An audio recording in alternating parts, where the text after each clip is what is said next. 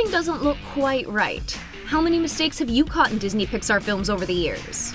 Welcome to TheThings Animated, your go-to channel for all the animated content you're craving. We're featuring some of the sneakiest mistakes and details missed over the years in these special movies. This will never happen again. Number 1. It's hot in the kitchen, so no surprise May's dad's glasses were fogging up, regularly cooking all that delicious food. What is surprising is the fact that he doesn't even have to wipe both lenses, yet they both look totally clear when the glasses return to his face. Does incense multiply? May's mom lights 4 incense sticks to start out, but suddenly both she and May wind up with 3 each. Suspicious. Now, we don't know how flying singers during a concert works, but we're pretty sure they can't just switch places the way Robert and Aaron Z wound up doing. Before Ming's panda shows up, Robert is front and center, but when Four Town gets their feet on the ground, Aaron Z wound up in his place? That's an awkward goof. Number 2. Where did Little Bo Peep go? Apparently, she can move at lightning speed because within seconds, she appeared in a different place. Maybe she apparated? And how about this stool? Is it alive and able to sneakily move around? Because it certainly wasn't staying in one place, and we didn't notice anyone moving it. Then there's the transformative Spork that becomes a spoon for a hot second before changing back into a Spork and facing a different direction. And perhaps the most awkward of all, some mixed up memories as we see a different interaction at the end of Toy Story 3 than what's actually shown in Toy Story 4. If we remember correctly, Dolores isn't the shapeshifter. During the song We Don't Talk About Bruno, you may recall this little scene of the family dancing around Mirabel. But did you notice how the woman holding the dead fish dances off screen and suddenly Dolores is in her place? We definitely think this one was a mistake, because the fish woman is the only outsider in this scene, and then just disappears midway through. If it by chance wasn't a mistake, it's, at the very least, quite an odd artistic choice, don't you think? We say nothing. The not-so-special special that Mirabel is handed has the maracas facing her, which would make for a super awkward way to hold a basket full of thingamabobs. But in the next shot, the basket appears flipped around. Now the maracas are facing away from her. Delivery! I gave you the special. The position of Luisa changes in this scene. She's obviously behind Camilo in one shot, and in the next is very much in front. Hey, maybe she's actually that shape-shifting kid in disguise. Wait, no, Camilo is the shape-shifting kid. Sorry, it's hard to keep them all straight. Maybe we need to re-listen to that song. What? Babies are escape artists. In Raya and the Last Dragon, we don't remember Noi having the power of super speed, but somehow she managed to get from on top of Tuk Tuk to down beside Tong for when he picks her up, and we seriously doubt she made a sudden decision to jump. We'll forgive the animators, it's definitely a tender moment for Noi and Tong, and we would rather have it than not have it. We bet the animators noticed it and chose not to change it. It probably would have been a huge pain to reanimate Noi on the ground the entire scene leading up to the moment. Noi. It's a name. There's nothing sadder than your ice cream suddenly disappearing on you. Unless, of course, you'd already dropped it on the ground, then who cares? Maybe a seagull snuck away with it, but there's no remnants of it ever existing, so we're guessing not. Maybe I said it wrong? We're just wondering. This animation concern is more a question of continuity than an animating mistake, per se. How do the characters immediately turn human upon jumping out of the water while still wet? And in other shots, the boys struggle to turn back to being human, and it takes forever for them to dry off. Do we really care? No, not at all. Because the shots of Luca and Alberto jumping out of the water are fantastic, and the moments of almost being caught are obviously very important for the stakes of the movie and for our laughs. Maybe the canvases are imbued with the same magic as Maui's tattoos. The canvas beside the Maui canvas is a 3-headed monster in one shot, but once the chief comes in and is tackled by children, it completely changes the next time we see it, and now depicts an island. We don't think our theory behind these canvases is completely impossible. What do you think? Simple mistake? There are no monsters. The water monster has Moana almost entirely in his mouth in one shot, and the next, she's still completely out of it. You really can't blame this one on the angle. It's almost like the magic of cinema is what saved her. You're no one's hero. No one. Grandma Tala's hair was over her right shoulder in one shot, and the very next draped across her back. Only Encanto has these, thank you.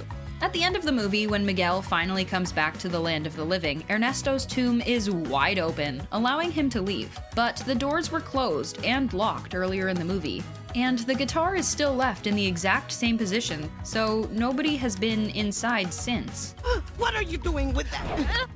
The security guards disappear in a shot with Mama Imelda and Ernesto de la Cruz. Did you catch that? Although this doesn't feel so much like a continuity error, but more the creators just wanting to set up a very distinctive and beautiful shot with the bright colors framing our characters. If the security guards were in the background of the shot, we feel like it would just take away from the final product. What do you think?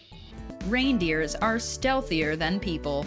There's actually a bunch of continuity errors in Frozen 2. We imagine it comes with the territory of sequels. Here's the first of several. Sven, in the matter of a couple seconds, managed to completely sneak out of frame while the gang was chatting. Is nobody watching the reindeer? Do we really trust him to be left to his own devices? That was magic. Did you see that? Of course I saw it. Okay, Kristoff just attempted to enter the spooky mist and got nowhere. So they're literally right there at the wall. But when Elsa touches the mist and it disperses, we get this big wide shot of the mist, Anna, and Elsa. And suddenly Kristoff is out of frame and has to walk like 20 feet to catch up with them. How does that make sense? We do this together, okay? Anna is gripping the icicle sword as it faces towards her head, which seems just slightly more dangerous than running with scissors. Perhaps the animator who did the next shot realized this and didn't want her to be impaled, and so reversed the sword. Or maybe the logic they used to justify it is that in the matter of seconds, the icicles melted and then refroze on the other side? Would you buy that with us? The movie is playing with the elements, so it's always a possibility. Anna appears on the wrong side of Elsa in this shot, where the camera sneaks up from behind. Maybe Anna was just playing a game where she tapped on Elsa's shoulder and then snuck around her. We know it, you know it, not a mistake, just a prank, right? Okay, fine. The camera's flipped, the characters are flipped. It's gotta be hard to do some mental math for who goes where. We still hold our fingers up to figure out which way is left, so who are we to judge? What's happening? That's it. It would be weird if the dad was legs and just like an eighth of his stomach, right? It's debatable if this is really a mistake or not, but it is strange. We get a pretty good idea of what the dad's shirt looks like as he's brought back to life. But once he stumbles into the laundry, he comes back out just with glowing pants. Maybe it was some sort of snapback motion? Either way, we didn't see it, so we're calling it a mistake. Hi, Dad. In this shot, it isn't here. In the next, it is. Remember those Crayola pipsqueak markers with the fun names like Small Potatoes? We bet it was that kind. They were the funnest. And we bet this one is called The Little Boy Blue. Think about it, it makes total sense. We've got the Little Boy Blue elf and the man on the moon, distant father who's passed away. Who's smart? We are. Disappearing soda isn't exactly as sad as disappearing ice cream, but still sad nonetheless. It's been dropped just outside the doorway in this shot, but once the bikes are knocked over, you can clearly see to the side that the soda is gone.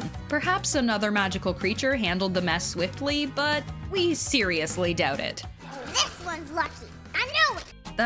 That's a joke because Tom Holland voices Ian. Okay. Sure. Sorry, bad joke. Should have made a Star-Lord one instead. Barley's on top of the passenger seat and then suddenly is on Ian's shoulder.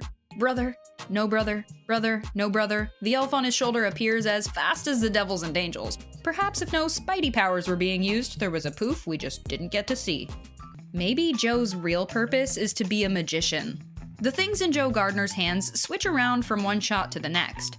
Originally, the pizza crust is on the right in one shot, and in the next, the bagel and spool of thread suddenly made their way to the right. Wow, that's, great. As Anna and Hans dance in front of the lighthouse in the Love is an Open Door sequence, the lighthouse casts a shadow of them onto a nearby ship.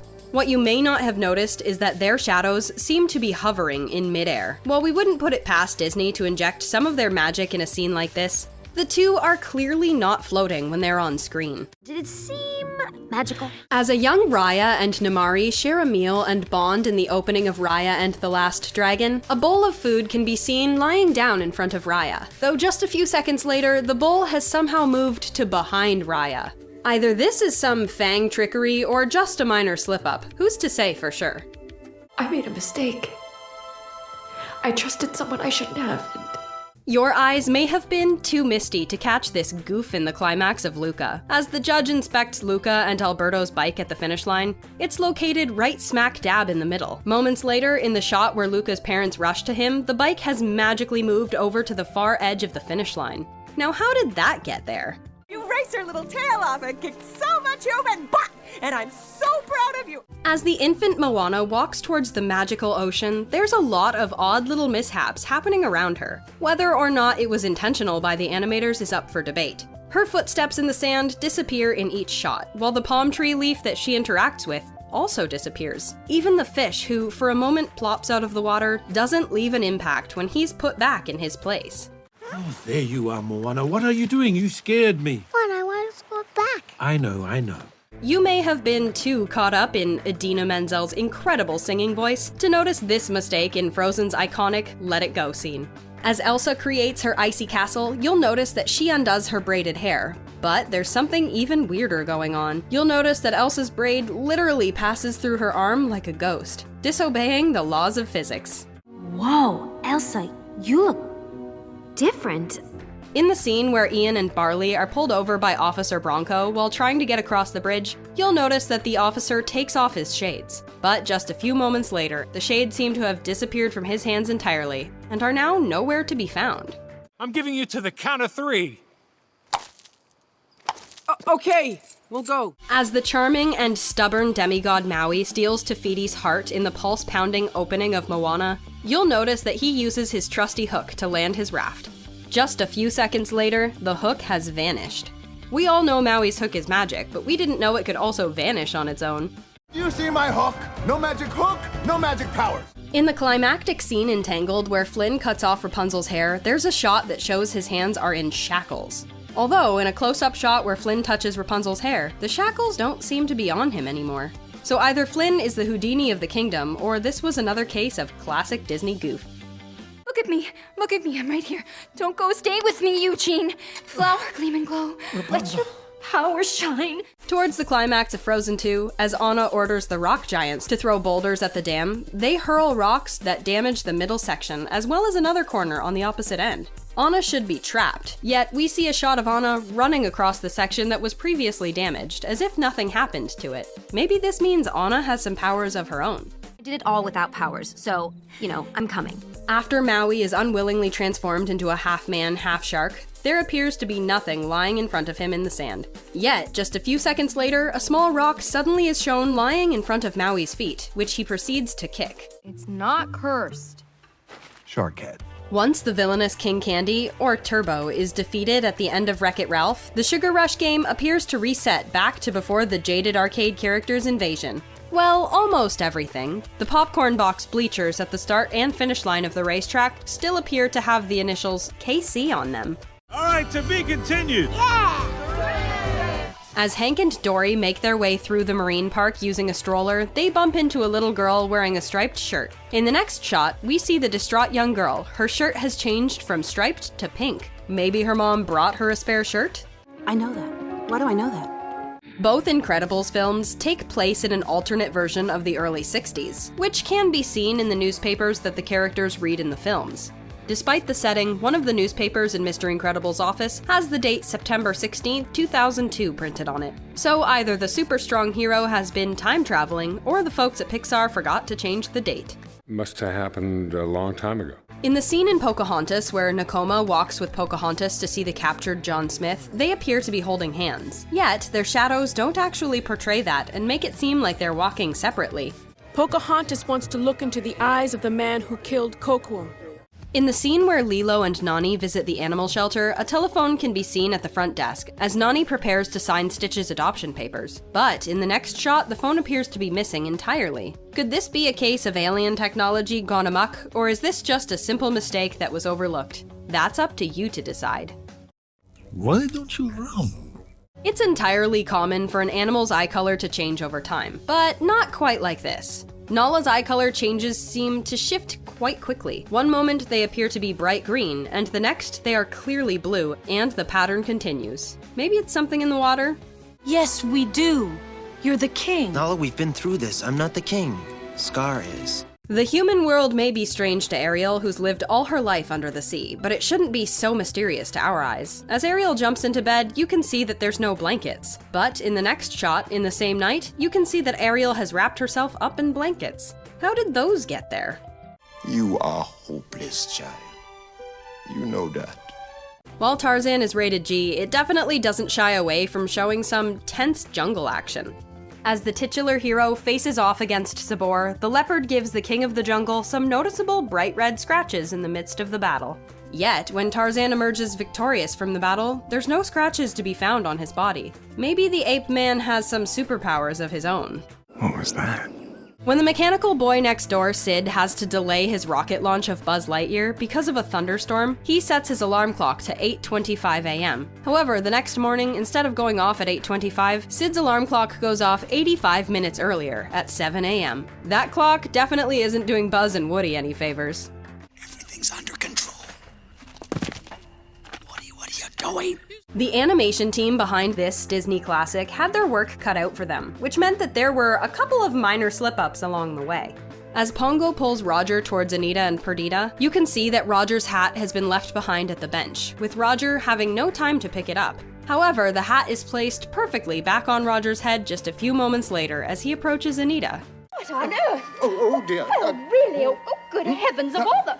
Just goes to show that everybody makes mistakes. And honestly, we don't mind in this case because we love trying to spot them, the same way we love finding clever hidden references. Let us know in the comments how many of these mistakes you noticed. And be sure to hit that subscribe button to keep up with all the exciting content we've got coming your way.